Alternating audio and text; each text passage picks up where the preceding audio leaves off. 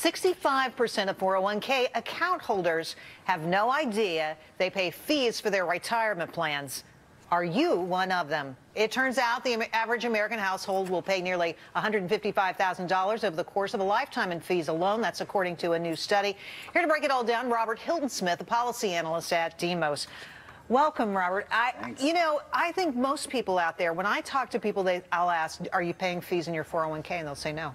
Yeah, no, I mean, that's the response that I found as well, But, in this study, we view retirement as being kind of a necessary part of the middle class. And when we looked at it, we really found that all of the costs of retirement are really being shifted onto individuals here in the 401k system, And really, they should really be shared among all the stakeholders, which is, everybody. I like that idea, but it's not true. So let's talk about how much money really is coming out of savers' pockets at the end of the day. And we pulled this out of your study, $155,000 to $277,000. Right. So the lower number, of course, for a median income two-earner household, the higher number if you have a slightly higher income. Right. Now, how is it that nobody knows this?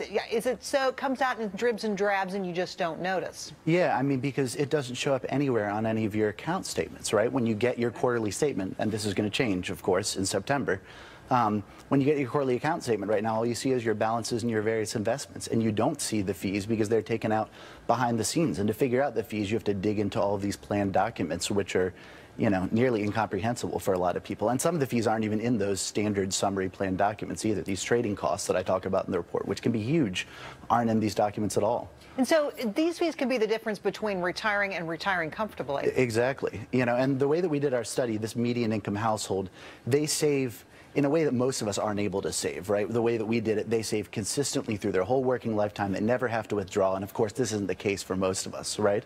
But the big number is even beyond that $155,000, the 30% number is the other number that I talk about, that no matter who you are, whether you've got $1 or $1 million in your 401k, fees are going to cost you about 30% of your balance. It's just ridiculous. So you say it's Wall Street that's benefiting. I mean, that's the line that I like to use, In essence, somebody's going to retire off these 401ks, but it's not going to be the people saving. It's actually has resonance.